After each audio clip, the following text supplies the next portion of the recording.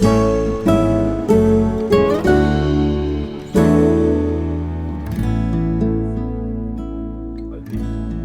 gente! Abrindo mais um episódio do podcast Start Point, com a doutora Margarete Dal Como, que foi uma das grandes vozes do Brasil durante a pandemia da Covid-19. Doutora Margarete trabalha junto à Fiocruz, tem atividades também junto à Organização Mundial da Saúde e nesse mês de março, no mês da mulher, ela fez parte da revista Forbes. E aí, abrindo aspas para o que ela mencionou nessa revista: a gente está vivendo num mundo tão cruelmente competitivo que tem pouco lugar para médicos. E sendo mulher, a exigência é ainda maior. As novas gerações têm que superar a questão do gênero e mostrar uma grande capacidade de foco e compromisso. Então vamos ouvir o que a doutora Margarete fala sobre liderança feminina, porque pode ser o seu ponto de virada exatamente hoje. Estamos hoje com a doutora Margarete Dal Como, pneumologista, pesquisadora docente da Fiocruz e membro titular da Academia de Medicina Nacional do Brasil. Não é isso, doutora Margarete? Sim. Peço licença para chamar de você, porque já estamos num bate-papo bem amigável, né? Por favor. Então, doutora Margarete, falando sobre liderança, que esse é o objetivo da nossa conversa, como é que a senhora poderia descrever o seu estilo de liderança como médica e pesquisadora, e quais características de liderança a senhora acha que foram fundamentais para a senhora galgar toda essa trajetória dentro da medicina? Olha, obrigada aí pela entrevista, pela oportunidade, parabéns pela iniciativa do curso que vão fazer.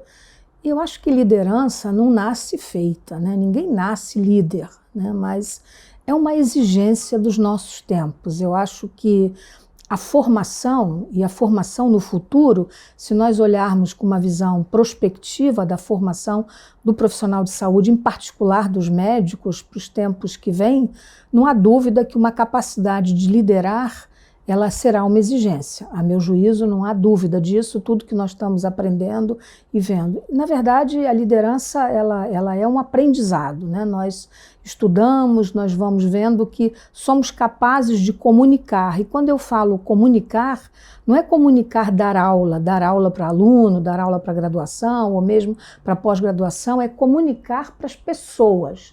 Né, comunicar para as pessoas, para o público leigo que precisa entender, né, o avanço da ciência é tão grande que hoje é nossa responsabilidade, inclusive, ser mais objetivo e mais claro do que senão o Google ganha de nós, né? Então, assim, hoje é muito frequente que pessoas nos procurem já cheio de informação. E é preciso que as pessoas entendam que inteligência artificial, redes sociais, tudo isso, sem dúvida, é um avanço na comunicação, mas nada substituirá a confiabilidade de uma informação bem fundamentada, baseada nas melhores evidências, né, e uma capacidade realmente de trabalhar em equipe. Né, essa coisa de liderar, né, e quem faz pesquisa clínica aprende isso, né, e ao longo dos últimos 30 anos eu vivi isso muito de perto, tendo chance de, ao trabalhar numa instituição como a Fundação Oswaldo Cruz, criar um serviço, fundar um serviço que hoje é acreditado para fazer pesquisa clínica internacionalmente, mas isso não é um presente, isso é uma conquista. E isso revela a nossa capacidade de poder fazer, ou seja, agregar pessoas, ganhar a confiabilidade. Isso tem zero retórica, né? Zero, quer dizer, isso tem uma capacidade de mostrar, captar, de trabalho. Então eu acho que esse compromisso tem que gostar muito, né, do que faz, né? E eu sempre digo, né, a primeira coisa da vida que você tem que fazer é gostar do que faz. Eu gosto muito de tudo que faço e eu acho que isso ajudou o meu aprendizado, né? E depois você vai se descobrindo, né? Eu nunca me vi como líder de coisa alguma, né? Você vai descobrindo uma capacidade, né, ao liderar uma equipe de pesquisa, ao liderar um grupo que fornece informação, ao participar de equipes muito qualificadas, e você vai se somando a pessoas e vai aprendendo com elas também, né? Então essa relação entre liderar e é uma relação que eu julgo bionívoca, né? Você aprende e ensina o tempo todo, né? Então, assim, é muito dinâmico. Certamente, doutora Margarete. E aí, durante a Covid, você teve essa participação fantástica, né, que destacou-se como uma excelente comunicadora. E aí, justamente pensando na Covid, a gente sabe que você escreveu um livro sobre essas reflexões. Que lições, como essa liderança médica que a senhora vem tendo, então, acredita que vai ficar para as próximas gerações, ou que já está embutido nessas gerações pós-Covid? Olha, eu separo a nossa geração, né, quem viveu a maior pandemia da nossa geração, né, nós não vivemos a gripe espanhola, né, de mais de 100 anos atrás, que foi a maior de todas, né, mas eu separo o mundo entre a CDC, né, antes da Covid e depois da Covid, né. Na verdade, eu me decepcionei muito, porque eu escrevo isso, inclusive, num dos meus capítulos do meu livro. Eu achava que a Covid-19, enfim, a tragédia que se abateu sobre o mundo, ela fosse gerar um novo renascimento. E, na verdade, ela não gerou nada disso, né? Ela gerou guerras insanas, acirramento dos ódios, aumento da exclusão social, mais dificuldade de acesso. E nós vimos isso desde as vacinas, né? É verdade. Foi realmente um horror o que aconteceu com a distribuição das vacinas no mundo, né? O mundo desenvolvido tinha 4 doses por habitante, enquanto a África não tinha nada. Então, assim, a Covid-19 nos deixou mais cicatriz do que pele, né? Eu costumo usar essa metáfora assim, mas eu acho que nós aprendemos pouco, né? Nós poderíamos, com tanto sofrimento, ter aprendido mais. Mas eu acho que isso, o aprendizado que eu vejo, né? E agora estou tendo a honra de participar dessa nova comissão nomeada pelo ministro da Saúde, pelo ministro Padilha, para ajudar a preparar o Brasil para novas epidemias, entendendo que essa não foi a última, é só uma questão de tempo. Haverá outras epidemias e nós não podemos mais ser apanhados tão desprevenidos quanto o fomos na pandemia da Covid-19. Então, esse aprendizado todo, né, com isso eu quero dizer que nós vimos que a nossa responsabilidade enquanto médicos, cientistas, pesquisadores é muito maior do que nós pensávamos, porque nós não podemos nos calar. Qual era o nosso dever? Primeiro, informar do estado da arte, do que estava acontecendo. Nós vimos que houve um momento em que nem dados do Ministério da Saúde tinha mais. Então, os dados passaram a ser produzidos por um conglomerado de órgãos de comunicação, felizmente, né? E nós províamos as informações todas baseadas nos estudos, né? Acho que eu nunca trabalhei tanto, né?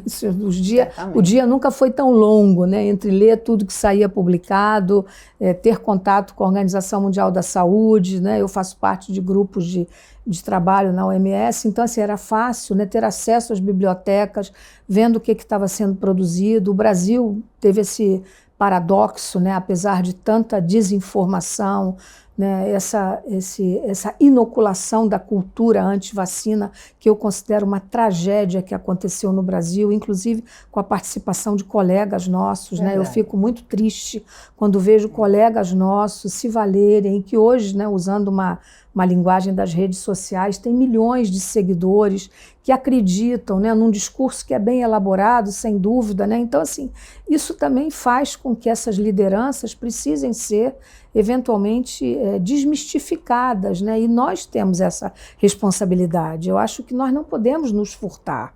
Né? Eu estimulei o máximo que pude, né, desde que pude fazer a primeira entrevista pública sobre Covid-19 numa grande rede de televisão, ainda no dia 14 de março de 2020, né, que teve uma repercussão assim, enorme, né, e a partir daí eu passei a ser muito demandada, como outros colegas. Nós conseguimos tirar, inclusive, do ar, digamos, né, sugerindo, enfim, sendo consultados, aquelas pessoas que davam informações, primeiro, imprecisas, segundo, que não eram verdadeiras, e terceiro, incutia mais medo nas pessoas do que a verdade. Então, a verdade já era muito dura. Então, eu sempre tentei passar um laivo de esperança no meio daquilo tudo. Né? E eu acho que isso é possível. Então, eu considero que essa capacidade de informação, ela é uma exigência dos novos tempos. Um médico, para ser um médico do futuro, como eu costumo dizer a alunos e quem eu falo, ele precisa, inclusive, entre ter capacidade de gestão, ter ser qualificado para informar, ter capacidade de comunicação, dominar a inteligência artificial, dominar alguma coisa de tecnologia da informação, tudo isso será exigência, além de ter um status e uma condição técnica muito acima da média. Na verdade, o conhecimento técnico será uma exigência cada vez maior dos novos tempos. E é por isso, eu dei até uma entrevista para um grande jornal que botou o título "Eu tenho medo do que vem por aí", ou "Eu tenho medo de quem vai cuidar de mim", o que é verdade. O que nós temos visto, que eu considero um escândalo, essa liberação de centenas de escolas médicas, botando no mercado médicos que não estão qualificados para trabalhar. E por que eles não estão qualificados? Porque não lhes foi ensinado, porque não tiveram oportunidade de treinar em ambulatórios e hospitais, não tiveram acesso à formação que nós tivemos, porque não sabem, às vezes, o mais elementar, que é examinar um paciente. E mais do que isso, ouvir. A capacidade de ouvir, e aí eu usaria o exemplo tão pedagógico e tão bonito do Papa Francisco, ouvir. Quem dá diagnóstico para nós são os pacientes. Não somos nós. É ouvindo o paciente que nós temos que saber entender o que ele tem. Então, a capacidade de ouvir, selecionar, julgar e separar o que é bom e o que não é bom das redes, por exemplo. Então, assim, Humberto Eco, o grande Humberto Eco, escritor, já disse isso no ano 2000, quando ele escreveu um texto, a meu juízo, seminal, dizendo: quem não souber o mínimo vai engolir como verdade tudo o que o Google der para nós. E o que é verdade, quer dizer, hoje, se você joga uma pesquisa e não tiver o mínimo de capacidade de screening, você vai receber aquilo, e nesse aspecto acho que a inteligência artificial vai nos ajudar muito. Bastante. E aí, que conselhos a senhora daria para médicos e médicas jovens que desejam, por exemplo, assumir posições de liderança científica ou institucional, baseado na sua trajetória, nos seus conhecimentos, na sua experiência? Olha, primeiro, eu tenho conversado muito, recentemente até recebi o filho de amigos médicos que me pediram para conversar. Sim. Era uma pessoa com muitas dúvidas se realmente queria aquilo. E era uma mulher. Era uma moça muito inteligente, sensível. Eu perguntei se ela queria ser mãe, ela disse que sim. Disse: olha, tem escolhas na vida. Eu não sou mãe, tenho muita pena de não tê-lo sido. Acho que isso até seria uma boa mãe, mas enfim. Mas não deu. Quando descobri já era tarde demais, estudava muito, trabalhava muito, enfim. E às vezes a opção pela carreira, mas uma mulher tem direito de ser mãe, constituir uma família e ser uma grande médica também, e ser uma liderança, Tá cheio de exemplos aí para nos inspirar. Então a primeira coisa que eu acho que eu diria de maneira muito assim: você gosta mesmo do que você está fazendo? Você gosta de dar plantão? Você sabe que ser médico é uma vida dura, não é uma vida fácil. Uma vida muito dura, Você, para começar, para aprender, tem que dar plantão, tem que fazer emergência. Quem não passa por uma boa emergência, você não tem ideia, Você não sabe o que é o timing, Você administrar o seu próprio tempo. E quem trabalha em emergência durante um ano, pelo menos no internato, você aprende muita coisa. Você aprende, inclusive, o que não deve ser feito. Como não tratar um paciente de emergência, como dar uma má notícia, até aprender a dar más notícias. Situações de crise. É uma técnica. Isso é uma técnica. Você tem que saber como comunicar um falecimento de alguém. Um óbito é sempre uma derrota para nós. É verdade. Eu disse isso também numa outra entrevista, que uma vez reprovei um aluno numa prova de residência oral, porque ele disse assim com muita displicência que o paciente tinha obitado. Eu disse: primeiro, é uma agressão ao vernáculo, porque esse verbo nem existe no português. E segundo, não é assim que se diz que alguém morreu. A morte, a perda de alguém, ou de muitos alguéns, como nós temos visto nas epidemias e nessa divisão, nessa injustiça do mundo que nós temos presenciado, ela é muito triste, ela é uma derrota para nós, porque nós gostaríamos sempre de salvar, mas muitas vezes nós não podemos salvar, e quando nós não podemos, tem que adoçar aquele final de vida das pessoas. Então esse aprendizado, eu tenho dito isso aos mais jovens, o Brasil está envelhecendo. Nós envelhecemos muito rapidamente. Nós, dentro de 15 anos, seremos um país de idosos. Então, há que saber lidar com essa faixa etária. Há que se enternecer com essas pessoas que vão envelhecer, que vão ter doenças relacionadas à idade, né? E eu acho que esse pessoal todo que está sendo formado, uma grande maioria, não tem a menor ideia, inclusive, dessa demografia que o Brasil está se transformando. Então, o meu conselho seria: goste muito do que faz, estude muito, seja disciplinado, né? Imponha-se uma disciplina. Disciplina não é ruim não, gente. Disciplina é bom demais, né? Você organiza seu tempo e dá tempo para tudo. Só não tem tempo quem não faz nada. Impressionantemente. E quais seriam, então, as competências mais importantes para um médico ou uma médica se tornar um líder efetivo? Eu acredito que todo médico é um líder, mas para ser um líder efetivo. É porque, assim, a confiabilidade, a confiança de alguém, né, quando um paciente nos procura, um aluno, né, ele nos procura, ele confia em nós. Então, você tem que ter... E quem é o nosso maior algoz, né? É a nossa consciência, eu acho. Então, você tem que ter muita tranquilidade na sua consciência de que aquilo que você está transmitindo... é o melhor. É o melhor para aquela pessoa, pode até não ser o melhor para nós, mas quem sabe aquele jovem que nós estamos orientando, um orientando de tese, que está nervoso, que tem dificuldade para escrever, né? Então, assim, orientar sobre como organizar o pensamento, né? Não se dispersar. Hoje eu tenho muita aflição com a dispersão dos alunos, né? Mesmo médico, né? Essa coisa das redes sociais, telefone celular, rápido, né? É tudo rápido e sem reflexão. Né? Então, assim, amanhã eu até vou dar uma conferência numa universidade em que eu vou falar sobre isso, né? Medicina é a arte de ver, ouvir e a arte da reflexão. Primeiro pelo senso crítico. Então, o que eu diria é que esse médico do futuro, ele tem que ser muito qualificado e saber lidar com competências que os nossos professores não souberam, porque não era uma exigência do tempo deles. O nosso tempo exigirá, primeiro, que nós gostemos muito, segundo, que estejamos muito qualificados, terceiro, que saibamos lidar com competências como ser líder, liderar uma equipe. Ninguém faz nada sozinho, hoje todo mundo trabalha em equipe, ninguém publica um paper sozinho.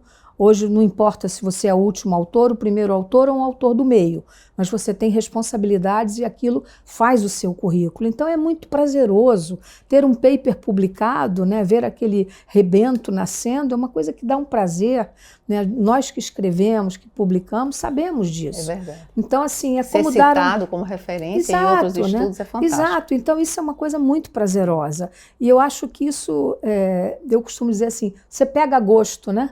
Então, assim, o que eu diria para um jovem, né? Pegue gosto por aquilo que você faz, mas queira sempre não ser o melhor. É o melhor frente a você mesmo, é se superar, né? Enfim, ter certeza de que aquilo, quando nós botamos a cabeça no travesseiro para dormir, você tem que ter a sua consciência leve, de que se não deu certo, você fez o seu melhor. Eu acho que é isso que eu daria como conselho, né? Como eu falaria com o filho, né? Então, eu daria aos médicos mais jovens.